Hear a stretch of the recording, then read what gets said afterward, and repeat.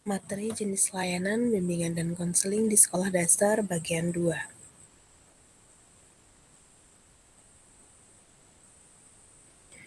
Pada bagian 1 yang lalu kita telah mempelajari apa saja layanan langsung dan juga layanan melalui media. Dan saat ini kita akan membahas tentang peminatan peserta didik, kegiatan administrasi dan pengembangan keprofesian.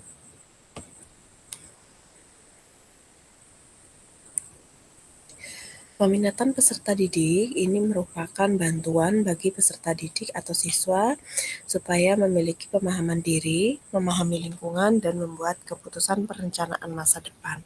Nah, layanan peminatan ini adalah bagian dari perencanaan individual ya, dari komponen program perencanaan individual. Layanan peminatan di SD difokuskan pada pemberian informasi, kemudian memfasilitasi aktivitas, dan mengembangkan lingkungan yang membantu siswa mengelaborasi potensi dirinya dan minat terhadap mata pelajaran, aktivitas, atau kegiatan ekstrakurikuler dan pengalaman kerja.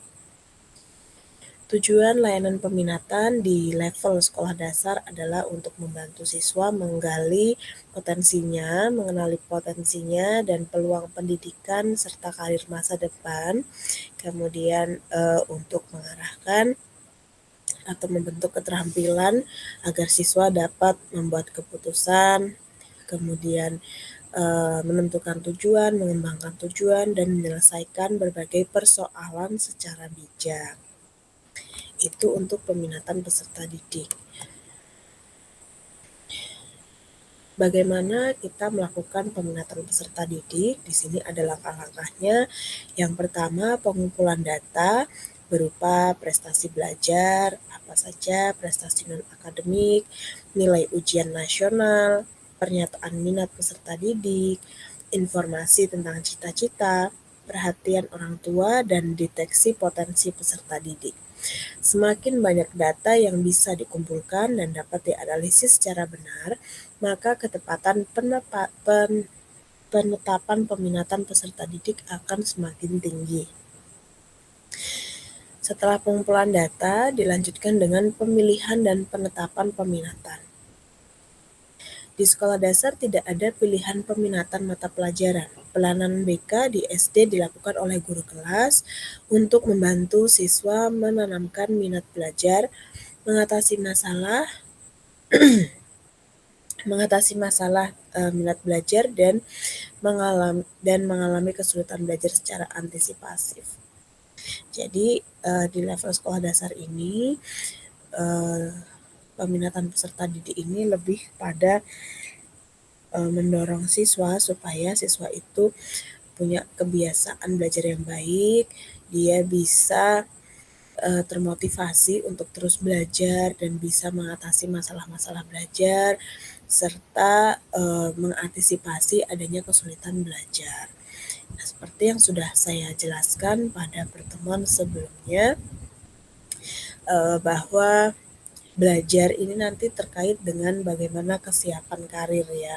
Nah, maka di level SD ini kan belum ada penjurusan apa-apa, belum ada peminatan mata pelajaran, maka di sini di level SD adalah bagaimana untuk menanamkan sikap-sikap belajar dan motivasi belajar. Lalu yang ketiga adalah tahap pendampingan. Pelayanan peminatan peserta didik merupakan bagian yang tidak terpisahkan dan terintegrasi dalam program pelayanan BK pada satuan pendidikan jenjang pendidikan dasar. Artinya program layanan BK pada setiap satuan pendidikan harus memuat kegiatan peminatan peserta didik. Jadi walaupun di SD itu belum ada peminatan bidang mata pelajaran tertentu, tapi peminatan peserta didik ini harus ada ya. Yang keempat, pengembangan dan penyaluran. Mengarahkan peserta didik SD untuk memahami bahwa pendidikan di SD ini adalah pendidikan wajib yang harus diikuti oleh seluruh warga negara Indonesia dan nanti setelah lulus dari SD harus melanjutkan studi ke sekolah menengah pertama. Maka dari itu, siswa perlu belajar dengan sungguh-sungguh dan meminati semua mata pelajaran. Yang kelima, monitoring dan tindak lanjut. Guru BK atau konselor dan guru kelas secara kolaboratif bersama-sama melakukan monitoring kegiatan siswa secara keseluruhan dalam menjalani program pendidikan yang diikutinya. Perkembangan dan berbagai permasalahan yang dialami di dalam mengikuti program BK di sekolah perlu diantisipasi, dievaluasi, dan ditindaklanjuti melalui pelayanan BK yang tepat.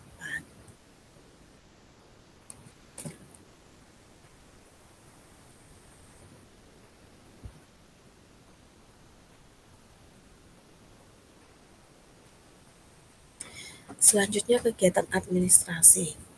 Apa saja yang masuk dalam kegiatan administrasi? Yang pertama adalah melaksanakan dan menindaklanjuti asesmen kebutuhan. Yang kedua, menyusun dan melaporkan program BK. Ketiga, menyelenggarakan evaluasi proses dan hasil. Yang keempat, melaksanakan administrasi dan manajemen bimbingan konseling.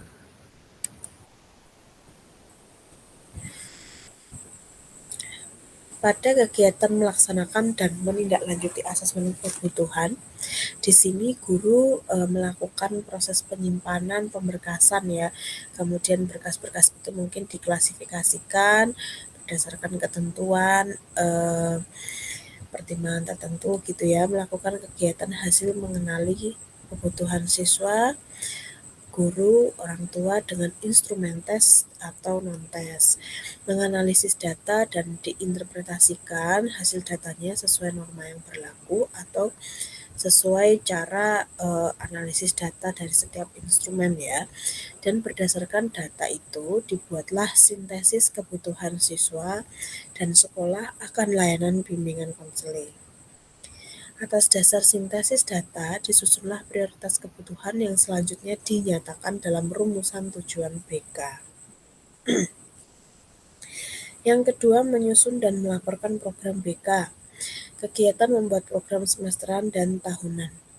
Struktur program BK terdiri atas kebutuhan disusun dalam struktur rasional, visi dan misi, deskripsi kebutuhan, tujuan, komponen program, bidang layanan, rencana operasional, pengembangan tema atau topik, evaluasi, pelaporan, dan tindak lanjut serta anggaran biaya yang kemudian dilaporkan pada pimpinan sekolah dan disosialisasikan pada pihak yang berkepentingan di sekolah.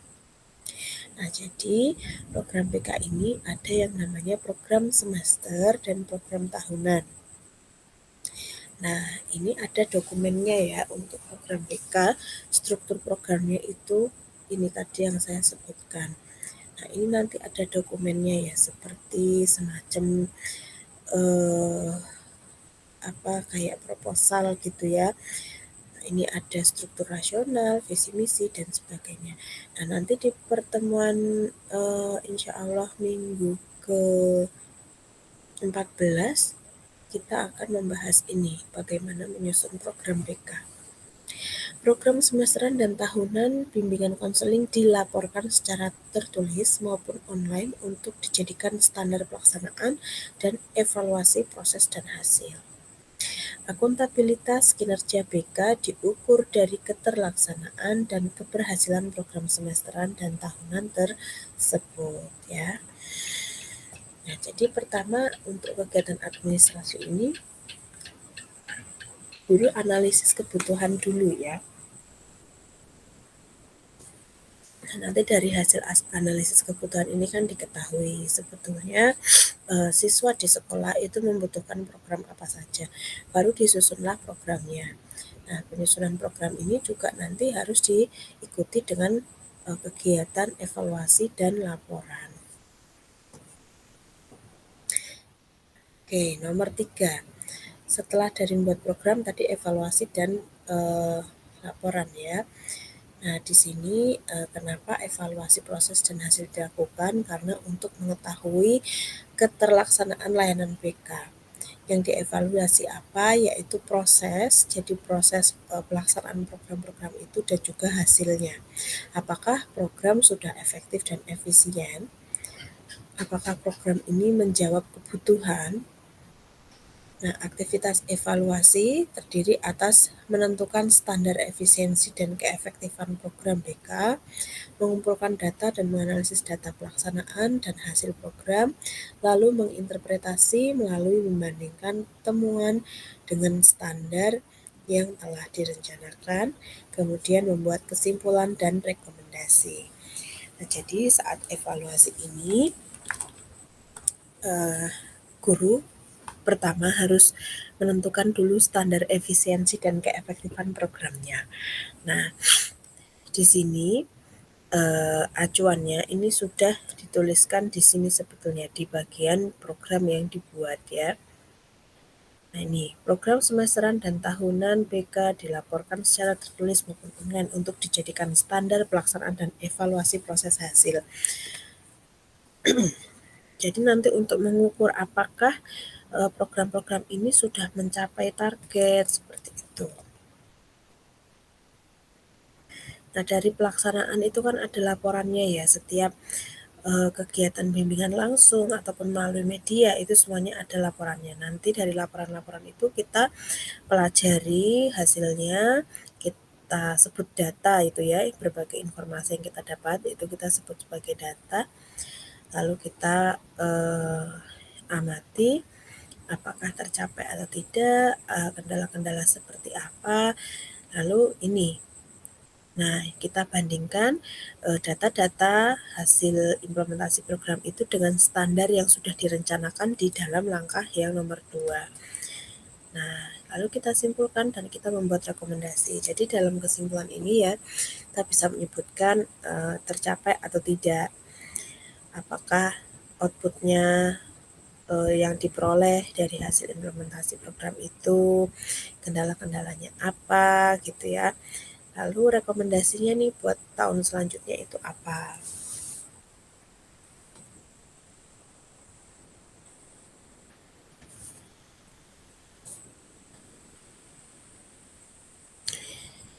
Lalu yang keempat, di sini melaksanakan administrasi dan manajemen bimbingan konseling. Nah, untuk melaksanakan administrasi manajemen BK di sini ada tata laksana administrasi BK ya, yang bisa kalian lihat di POP Panduan Operasional Pelaksanaan BK di SD tahun 2016 halaman 9697. Ya ini sudah saya upload di Sipedar ya, jadi kalian bisa lihat di bagian sumber bacaan atau sumber belajar. Nah, ini adalah data-data yang perlu dikumpulkan ya. Ada data pribadi peserta didik, data interaksi sosial, data permasalahan, data perkembangan, dan data kemajuan akademik. Ini instrumen atau sumber datanya ya. Jadi teknik mengumpulkan datanya. Kalau informasi peserta pribadi peserta ini bisa melalui kita pakai buku catatan ya. Biasanya kan guru punya buku catatan gitu ya. Punya buku catatan harian yang isinya itu mungkin anekdot masalah-masalah yang terjadi di kelas gitu, atau ada fenomena-fenomena tentang murid kita, itu guru suka mencatat. Nah, dari situ kita bisa menggali informasi tentang perkembangan pribadi peserta didik kita. Lalu bisa dari identitas siswa ya, profil siswa, seperti data-data pribadi siswa, biodata siswa itu, kemudian informasi digital dari peserta didik. Nah, langkah pencatatannya yang pertama pengisian angket atau pengisian buku profil siswa oleh siswa itu. Yang kemudian nomor 2 wawancara dengan siswanya. Yang ketiga analisis data untuk penampilan data, dan keempat pengarsipan data dan pemanfaatan data. Nah, jadi di sini siswa diminta untuk ngisi angket dulu. untuk mengisi angket dulu. Nanti kalau sudah ngisi angket ditindaklanjuti wawancara, lalu nanti dianalisis data-datanya. Nah, lalu disimpan. Nah, pada pengarsipan data ini biasanya ada proses digitalisasi data ya. Jadi sama guru itu kayak diketik ulang atau dimasukkan dalam Excel gitu ya. Dan nanti disimpan data-data itu dalam bentuk digital. Nah, nanti laporannya apa? Laporannya adalah profil individual dan kelompok peserta didik atau konseling.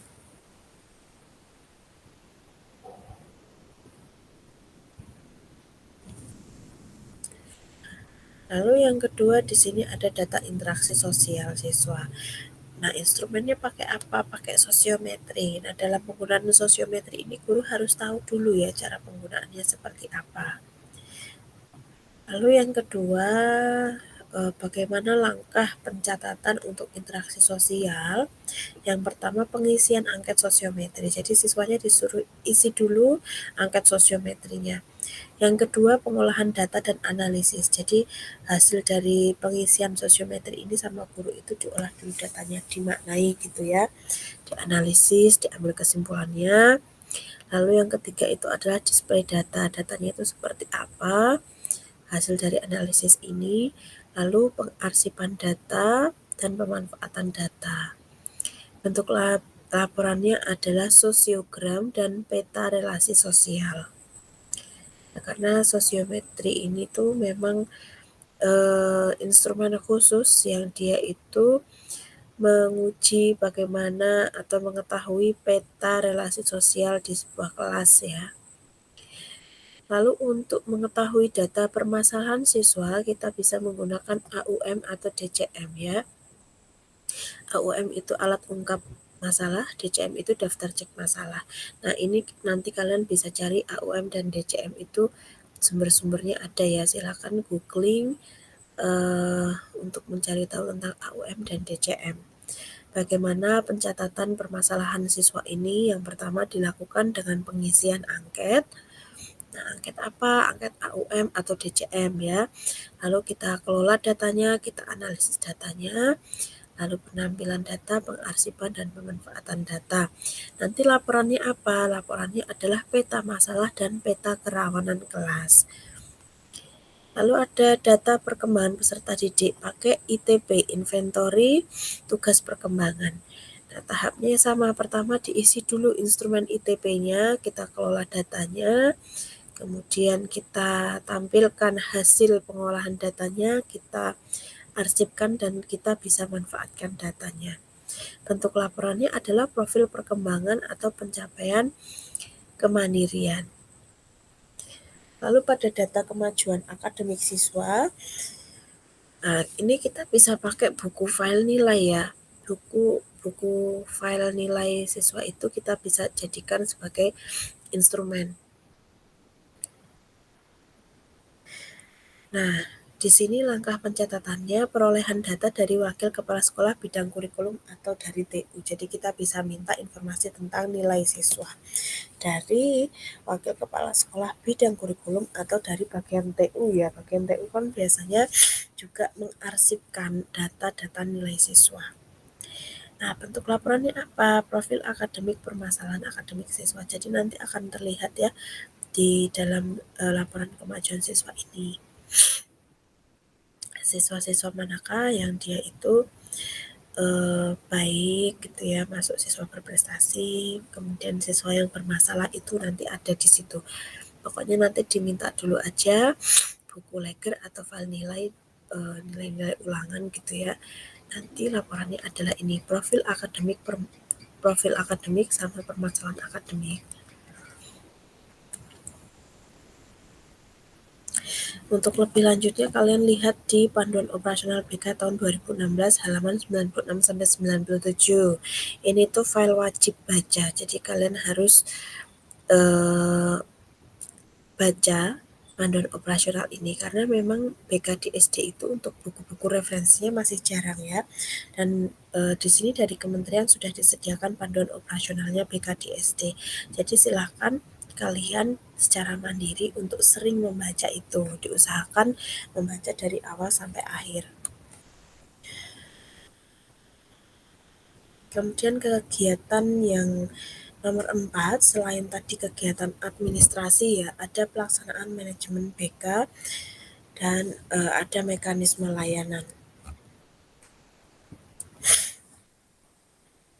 Proses manajemen BK itu mencakup perencanaan, pengorganisasian, pelaksanaan, pengendalian layanan, dan secara berturut-turut itu adalah sebagai berikut. Manajemen perencanaan adalah pengelolaan kegiatan penyiapan atau preparing dan perancangan atau designing program BK itu sendiri dalam setiap komponen, baik itu di komponen layanan dasar, peminatan perencanaan individual, responsif, dan dukungan sistem. Jadi ada perencanaannya dulu, desain programnya mau seperti apa di setiap komponen layanan BK itu. Yang kedua adalah manajemen pengorganisasian, pengaturan pemangku layanan dan perincian tugas-tugas setiap guru BK atau konselor sebagai pemangku layanan BK. Nah, pengorganisasian ini kan berarti kaitannya dengan organisasi, dengan siapa sih orang-orang yang akan berperan, tugasnya apa di situ ya. Lalu yang ketiga, manajemen pelaksanaan. Nah, di manajemen pelaksanaan ini adalah pengaturan tahapan atau urutan kegiatan, kemudian waktu pelaksanaannya, penanggung jawab dan pelaksanaan kegiatan, serta sarana prasarana media yang mendukung untuk terlaksananya kegiatan. Yang keempat, manajemen pengendalian adalah mekanisme monitoring evaluasi, proses dan hasil layanan BK, pelaporan hasil monitoring dan evaluasi, serta perencanaan program tindak lanjut layanan BK berdasarkan evaluasi. Jadi manajemen pelaksanaan manajemen BK ini ada 4. Yang pertama perencanaan, kedua pengorganisasian, ketiga adalah manajemen pelaksanaan yang dimana kita nanti menentukan kita mengatur ini kegiatannya apa dulu gitu ya, tahapnya apa, waktunya kapan, terus PJ-nya siapa, saprasnya apa yang dibutuhkan. Yang keempat nanti ada manajemen pengendalian yang termasuk dalam monitoring dan evaluasi. Nah, aktivitas lainnya selain melaksanakan manajemen BK adalah mekanisme layanan. Nah, ini bagaimana nih cara melayani siswanya gitu ya. Nah, ini nanti kita lihat dari struktur organisasinya. Kayak misalnya mekanisme layanannya itu misalnya ada siswa yang bermasalah, nanti bagaimana penanganannya. Terus kalau mau perencanaan, itu nanti gimana tata urutannya untuk siapa yang berperan di situ. Mau melaksanakan kegiatan layanan dasar seperti bimbingan klasikal, nanti harus gimana dulu sih? Harus ada misalnya kayak izin dulu misalnya kepada wali kelas yang mau diajak ini ya dikasih program layanan dasar kelasnya, atau mungkin harus izin sama bagian kurikulum karena membutuhkan waktu yang lebih lama dari biasanya sehingga butuh diplotkan waktu khusus gitu. Nah, itu di hari apa nah gitu ya. Jadi ada tata cara atau proseduralnya kalau mau melaksanakan program. Nah, ini akan melibatkan orang-orang yang di dalam itu siapa saja dan perannya apa. Nah, lalu juga bisa dari menjalin kerjasama.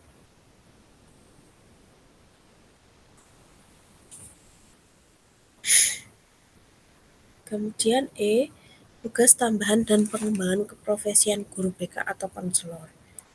Nah, di sini yang disebut dengan tugas tambahan adalah tugas di luar tugas utama guru BK yang diberikan karena penghargaan atau prestasi kerja guru BK itu. Jadi kalau guru BK-nya ini dianggap dia itu punya kapasitas lebih gitu ya, maka diberikan tugas tambahan. Nah, tugas itu dari mana? Ini bisa dimandati dari kepala sekolahnya gitu ya. Dan nanti ada surat keputusan. Contohnya, tugas tambahannya adalah tugas sebagai guru ekskul, kemudian tugas sebagai pengembang kurikulum, atau bahkan tugas tambahan sebagai kepala sekolah. Lalu pengembangan keprofesian berkelanjutan. Tujuannya untuk apa pengembangan ini? Ya untuk meningkatkan kapasitas guru itu, upgrading skill ya, melalui kegiatan diklat, kemudian bergabung dalam asosiasi profesi, ikut seminar, ikut diskusi panel, melakukan penelitian di bidang BK, membuat karya inovatif, menulis jurnal, dan juga mengikuti workshop-workshop. Itu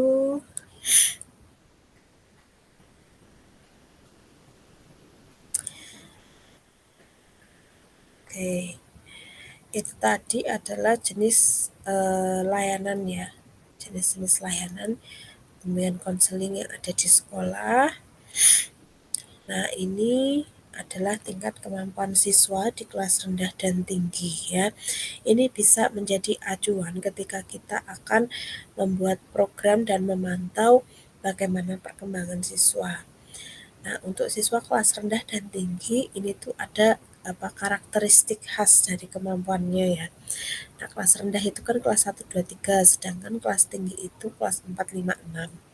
Bagi siswa yang ada di kelas rendah itu cenderung mereka itu belum mandiri, belum ada rasa tanggung jawab, penilaian terhadap dunia luar masih egosentris. Egosentris itu masih berorientasi ke dirinya sendiri gitu ya. Belum menunjukkan sikap kritis dan masih berpikir fiktif. Nah, untuk kelas tinggi di sini siswa sudah mulai mandiri, sudah ada rasa tanggung jawab pribadi, penilaian terhadap dunia luar tidak hanya dipandang dari dirinya sendiri tapi juga sudah bisa melihat diri orang lain, sudah menunjukkan sikap kritis yang lebih rasional gitu ya. Nah, jadi dari melihat ini ya tingkat kemampuan siswa kelas rendah dan tinggi ini bisa membantu kita untuk memahami bagaimana sih kebutuhan siswa, bagaimana karakter siswa di kelas-kelas tersebut, apa sih masalah-masalah seputar siswa kelas rendah dan siswa kelas tinggi, sehingga nanti akan menentukan bentuk layanan apa atau program atau materi apa yang akan kita berikan ke siswanya.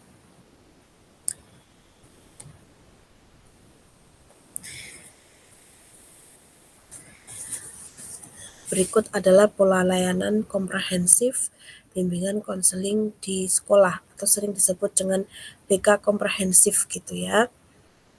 Nah, ini pola layanan BK komprehensif. Di sini bisa kita lihat dalam bagan ini ya. Nah, komponen area dulu ya. Di sini adalah area perkembangan siswa ya, atau bidang BK. Nah, ini visualisasinya dari apa yang kemarin Ibu sudah jelaskan.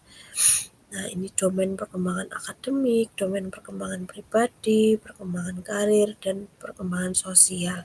Ini adalah bidang-bidang BK atau domain perkembangan yang perlu dikembangkan dari siswa dan juga mungkin ada masalah-masalah di situ ya. Lalu ini komponen programnya. Komponen BK itu ada layanan dasar, ada pelayanan responsif, ada pelayanan perencanaan individu. Strategi implementasinya ini ya, ada masing-masing punya strategi implementasi. Nah, selain komponen programnya ini 3 ini, layanan dasar, responsif, dan perencanaan ini, ada yang namanya dukungan sistem. Dukungan sistem ini dia itu paling bawah ya, paling dasar. Karena ini penting. Ini yang akan mendukung kelancaran dan keberhasilan dari layanan BK. Apa saja dukungan sistem itu? Terdiri dari pengembangan profesi, riset dan pengembangan, manajemen program, evaluasi, dan juga relasi publik. Nah, ini dia gambarnya di bawah sendiri karena memang dia menjadi yang mendukung untuk semua komponen program ini. Seperti itu. Nah, program-program ini berjalan di area mana saja? Di semua area, baik itu di perkembangan pribadi, karir, sosial, akademik, gitu ya. Gitu.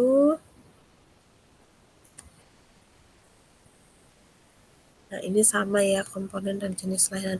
Ini visualisasi komponen BK dan juga jenis-jenis layanannya. Nah, ini sama dengan yang pernah Ibu jelaskan ya, ada tabel pemetaan antara komponen BK dan jenis-jenis layanannya. Layanan dasar itu terdiri dari layanan orientasi, informasi, layanan klasikal, kelompok, kolaborasi guru, kolaborasi orang tua. Kemudian untuk layanan responsif ada konseling, konseling individu, kelompok, bimbingan krisis, alih tangan, layanan bimbingan teman sebaya, advokasi, konferensi kasus, kunjungan rumah, layanan mediasi. Untuk perencanaan dan perencanaan individual di sini ada penyaluran penempatan, layanan penguasaan konten, penghimpunan data, untuk dukungan sistem ada layanan pengembangan profesi dan layanan manajemen sistem. Semuanya ini nantinya akan dievaluasi, dilihat ketercapaiannya dari rencana program yang sudah dibuat dengan pelaksanaannya itu gap-nya seperti apa. Begitu. Ya, untuk materi komponen dan layanan BK, bidang BK juga ini sudah selesai. Cukup sampai di sini. Silakan Anda pelajari secara mandiri, baca-baca kembali, dan jangan lupa untuk membaca standar operasional pelaksanaan BKDSD. Jika ada pertanyaan bisa ditanyakan melalui grup WA.